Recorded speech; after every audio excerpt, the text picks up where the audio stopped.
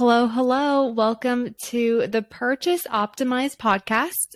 I'm your host, Savannah Sanchez, along with my co-host, Dara Denny. And today we're going to be talking about reasons you should not advertise on TikTok. Crazy, right? Especially since I do TikTok advertising for many e-commerce brands and I hype TikTok all the time. I have a TikTok course, but I think there are some reasons why you may want to reconsider or at least keep these in mind when you are advertising on TikTok because it's not all roses there. So we're going to dive into the reasons why we think you may not want to advertise on TikTok. I love that this is coming from you, by the way, like the TikTok ads queen over here, but it's true. And even though I'm starting to get a lot more clients on TikTok ads over at Thesis, I have like a huge disclaimer for clients before they get up and running on the platform. And, the first one for me is that it's not Facebook and there is a learning period. A lot of times, you're not optimizing for purchase out of the gate. You're working with unique creatives that you might not know exactly how they're going to perform. And you really do have to learn the platform in a way. Like, what translate and works on Facebook and Instagram isn't necessarily going to translate to TikTok. So we actually recently brought on a client for TikTok ads and like full scale creative. And I told them, I was like, do not expect the same results for 6 months. And even that, I cannot guarantee it. The client still signed with us. And ironically, we are getting better results on TikTok than we are on Facebook. So miracles do happen, but it's an edge case. And I often find that the learning phase in TikTok is very real. And you're not going to turn it on and get a ROAS or a super low CPA, despite what a lot of like the TikTok dropshippers are saying. TikTok dropshippers, anti-dropship. Yeah, I agree with that. I have a client that I'm working with on Facebook. It's not a very TikTok-y product, but they know me. They're like, okay, you're TikTok queen. Like, should we be on TikTok? And I was like, well, do we have like $10,000 to test? Like, I think we can make some great creatives for this. I don't know if this product's like I said, it's not a very TikTok-y product. So I'm like, I don't know if this is going to work on TikTok. I don't have other clients that have the same product on TikTok. So I can't, even though like I can vouch for TikTok being like great, cheap traffic, conversion rate's great. But I'm like, do we honestly have like $10,000 to spare? Because it might take up to that much of not being profitable before we start seeing the campaigns like actually turn a profit. And he was like, let's hold off. Facebook and Google doing good. Like, I don't think we have like $10,000 to burn. So I think having that in mind of like, I need a significant budget to get through the learning phase on TikTok to optimize the pixel. Because when you first start on TikTok, and we've talked about this a couple times ago, TikTok has no idea who to show your ads to. It's learning like, what is your product? What are your ads? How is this comparing to other competitors in the auction? So, and then of course on your side, testing different creatives. You don't know what creatives are going to land, what angles are going to work on TikTok. Since you're making completely new creatives for TikTok than you did on Facebook, there's going to be a testing and learning of testing all the different creatives. So I think coming in like with that mindset of like, okay, do we have an extra $10,000 in budget to spend on TikTok ads before we can turn a profit? And like you said, I have clients where after a couple weeks, we start seeing the ads be profitable. But I would never want someone to come in thinking that like that's what you should expect. It's like you just test 3 ads and they're all going to work amazing. And you get that return. Yeah. And also for the client I was talking about, it's like a leads-based client. So interesting. Super different, which we're actually seeing quite a bit of success from across several of our clients. So I know it's super trendy to talk about TikTok for e-commerce and D2C, but we are seeing like pretty good results coming out of lead generation, which is pretty interesting. And even the conversion rates on those leads. We have one client where we're seeing like a significant decrease in their bad leads percentage coming out of TikTok as opposed to Facebook and Google, which is really cool. So like there's a huge upside to testing the platform, but you have to give yourself time and money. And if you don't have those two things to really like sit in that uncomfortable gray area with the new platform, because in addition to the platform learning you and learning your brand, the platform is a child. Like, can it even run? Like, we've only been like TikTok has only really been around since like the last 3 years. Like, this thing is still using training wheels. So Mm. it's also trying to like learn its users. So like the other thing that I often tell my clients is like, like Facebook ads is still king. It has data on us for like what, 15 years almost? Like, and then comparing that to TikTok, which is super compelling right now for clients. And I'm a huge fan of the platform. It's just not quite there. So you have to be comfortable with that gray area. I think kind of along that same line of like maybe TikTok isn't for you if you have a very like niche product or a niche offer. For Mm, that exact reason, TikTok is still perfecting its algorithm of showing the perfect ad to the perfect user at the right yeah. time. And that's really what, like you said, Facebook has mastered that. They have so much data on everybody, even now, limited, but still the most. So they can show you the most relevant ads. Even when I'm on TikTok, sometimes the ads I see aren't super relevant, Wild. to say the least. Yes. So I think if you have a product that has like really niche target audience, then it might not be best for TikTok because they're going to serve the ads to a relatively broad user base. So that's why like in your hooks and your messaging, like trying to appeal to like as broad of an audience as possible, like all females, 18 to 34, like something like Hmm. that. It's going to be a lot more successful than like, I need people who own like Volkswagen Jettas because I sell like a specific license plate Yeah. for that, or something where you have to be like really specific to your Yeah. product. I was having this conversation with someone recently that works at Thesis, and it's about knowing if the communities that champion your product are actually on TikTok. I think like a common misconception is that like for a while people were like, oh, TikTok's just for like the youths or like The it's just for youth. teenagers, and one of the fastest demographics is like 30 to 40, and now like 40 to 45 female with like real buying power. That's super exciting. But like I did have a conversation with a colleague, and they were like 65 plus, and I was like, I don't think so just yet. Like I just don't think it's going to happen. So it's also about like taking a really smart look and like being like, is my community there or not? And something that you mentioned on our last conversation about TikTok too is that like TikTokers are super price sensitive. So if you have a product that is a a bit more of a higher AOV, that's a consideration too, and might be a reason why you want to hold off on experimenting or even giving yourself more time and more money to experiment with that. Because that is something that we're actually seeing now for a number of our clients. It's just like the price point is a little too high for TikTokers. I was going to say that too. So I'm glad you brought it Oh, up. No, I'm glad that we both agree. We're both seeing it. We have different data sets, different clients, and we're seeing the same things. That makes it true. So, I was going to say, like, yeah, low price is better than high quality on TikTok, which I think is also kind of a reflection of where the economy is right now and people having expendable income. I really see that on TikTok, especially in the last couple months. Like the more we push sales or like we're the lowest cost this or get this bathing suit only for $9.99, like things like that is what's working really well on TikTok. Like sales, deals, low cost.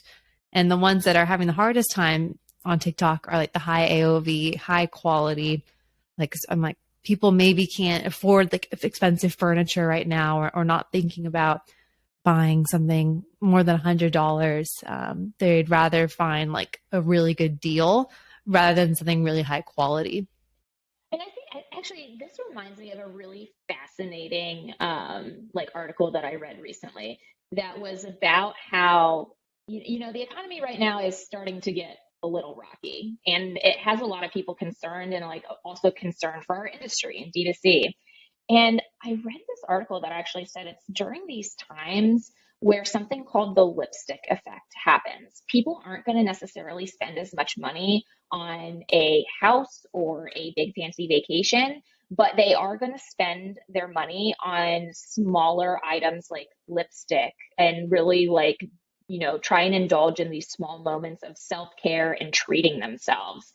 So it's actually why, like, when the economy starts to get a little worse, we find that beauty brands actually start to do a lot better during this time. So it'll be really interesting to see how it goes, like during these like economic times, like how it then relates to TikTok and like TikTok media buying.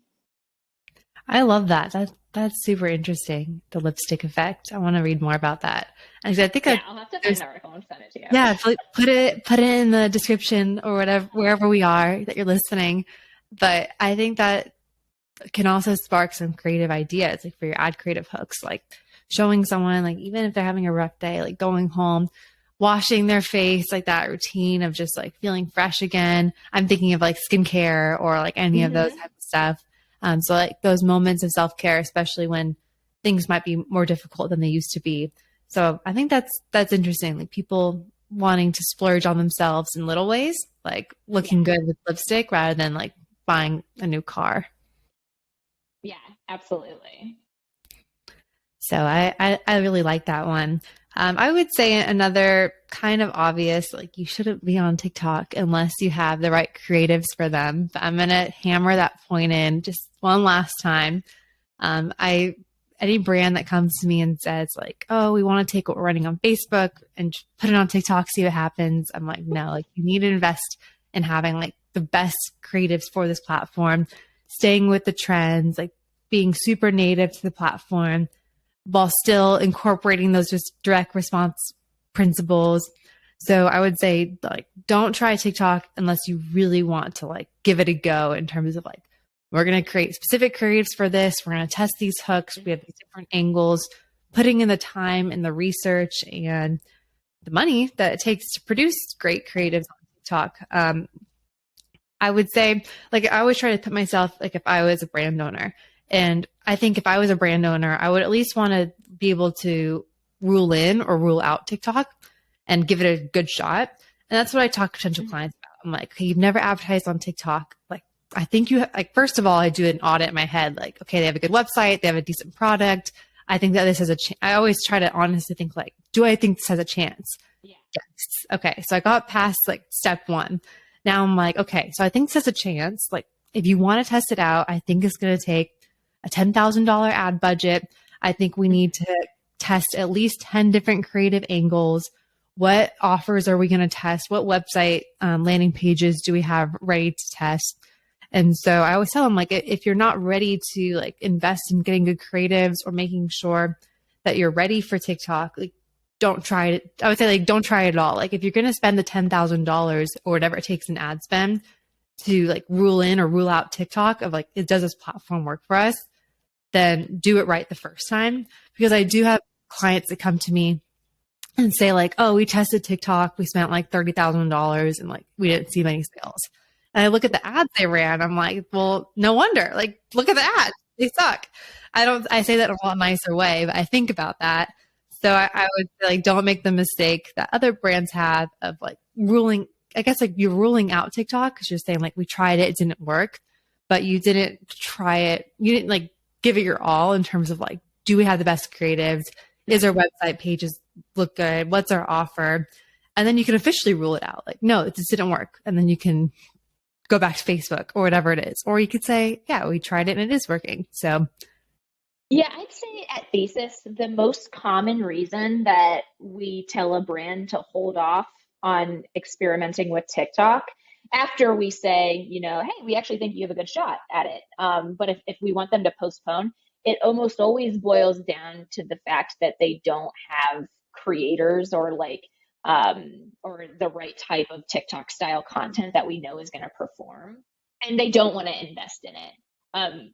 oftentimes we are signing TikTok clients either that have a really strong network of creators or influencers, and that tends to work really well. Or we're adding that as an additional service for them. But like we won't just take a client and say, hey, yeah, like we'll create some TikTok ads and post and like call it a day, because we know that creative fatigue does tend to like to come a lot quicker on TikTok ads as opposed to Facebook ads. So even if we do get a winning ad, we need that content flywheel of constant things coming in. So that's something that's a complete necessity for the platform. And if a brand's not ready to invest in that, then they're frankly not ready for TikTok. Totally. That's why like any brand that I'm working with on TikTok media buying, I'm also having them do the 2 new ad creatives weekly with me. We're going to make you 2 new ads each week. So we test on TikTok. So we're always refreshing and beating out creative fatigue and testing into new ideas and hooks and trends that we're seeing work. So I think having that constant stream of creatives is so important. Mm-hmm. And if you don't have that, then I would hate to like waste your ad spend on like, let's say you only made like 1 ad for TikTok, or you have like 1 influencer post. Yeah. We don't want to put all of our eggs in one basket. Like you have to really think about like the testing and learning mindset. Yeah, for sure. Another one that I have that I always caution brands with is they need to have an additional like source of attribution to be able to qualify what's going on with TikTok ads. I've seen it a lot where people try to they start themselves on the TikTok ads platform and they have no way to validate what's going on. I know last time I talked about TikTok, we talked about post-purchase surveys. We talked about using a platform like Triple Whale or Northbeam. We talked about, doing a cross analysis in GA. And these things are like a complete necessity, or else you're going to be optimizing for the wrong thing, or you're going to be scaling at the wrong signal. So you really do need to have an alternative method to make sure that you're actually putting your money in the right place. And what's funny is I actually think that what's most common is that a brand will start spending on TikTok, think that it's performing poorly, and then stop. And then their blended metrics go down. Mm-hmm. And it's because actually TikTok was providing really solid top of funnel leads or traffic, and it actually was converting, but it wasn't showing up in TikTok ads platform because their attribution is so shaky and weird and not to be trusted. Can't be trusted. Yeah, so true. Yeah. You need to be looking at third-party tools and more holistically of, as you're increasing your TikTok ad spend, is your revenue increasing? If you pull back spend, is your revenue going down proportionately? Mm-hmm. I think that's always the true test of, if you keep spending into it, you should see everything else. Was it like the tide raises all ships, or I don't even know that tide raises all ships. Yes.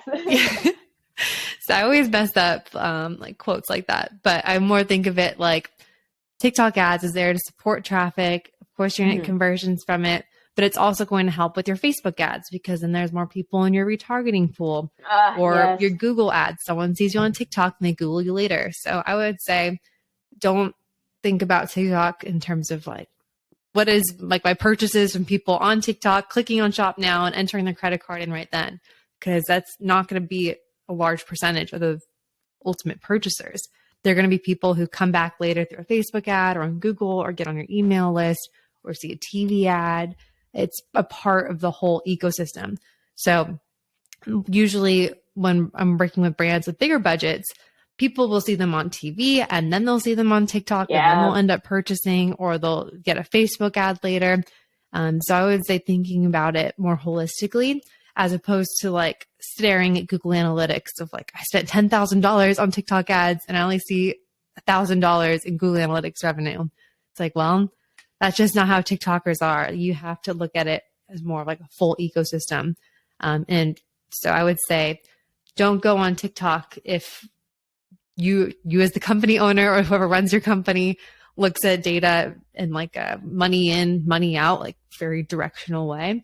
I think it's kind of impossible to do that on paid social nowadays, but especially with TikTok, you have to look at it more broader of like, okay, we spent spending an extra $1,000 a day on TikTok ads before we weren't spending this money. Is our revenue like incrementally increasing at the same rate as we're spending up on TikTok?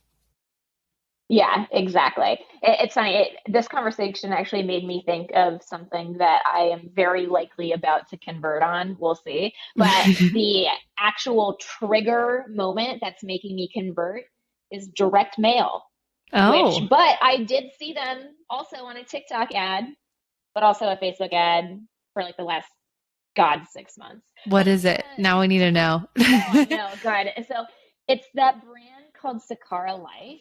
It's like fancy prepackaged foods for like elite millennial women is what I'm gonna say. I It love is that. so expensive.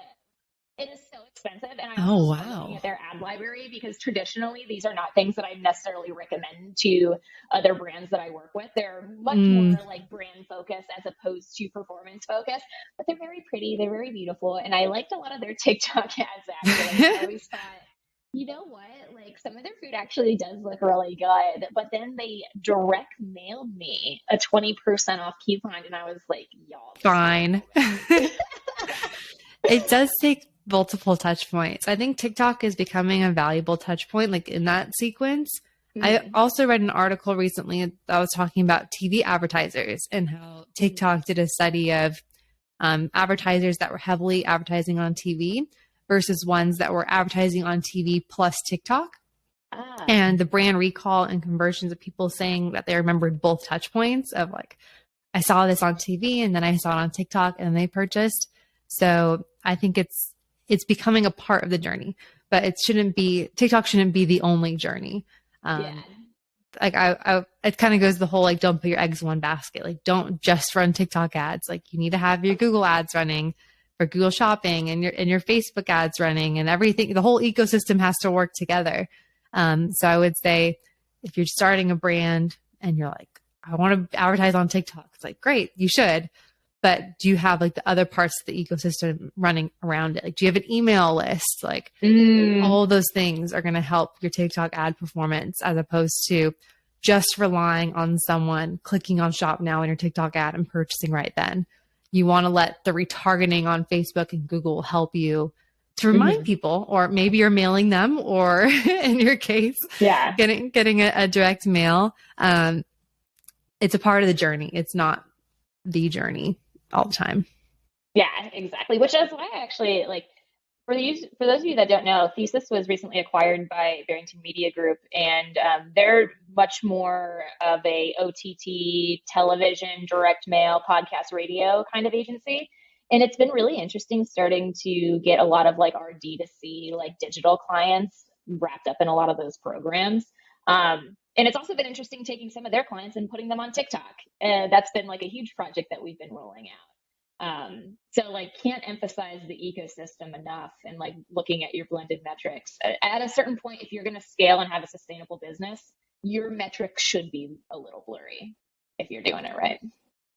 Totally. I think that's a mic drop moment that we should end this on. Well, thanks guys for listening to our reasons not to advertise on TikTok. Of course, there's a million reasons to advertise on TikTok, but hope these tips helped you out in figuring out what you need to have first in order to be successful on the platform or to rule it out. So if you enjoyed this, give us a thumbs up, give us a nice review on wherever you're listening to this on, and make sure to put in the comments what you want us to talk about next time. We'll see you later. Awesome. Bye.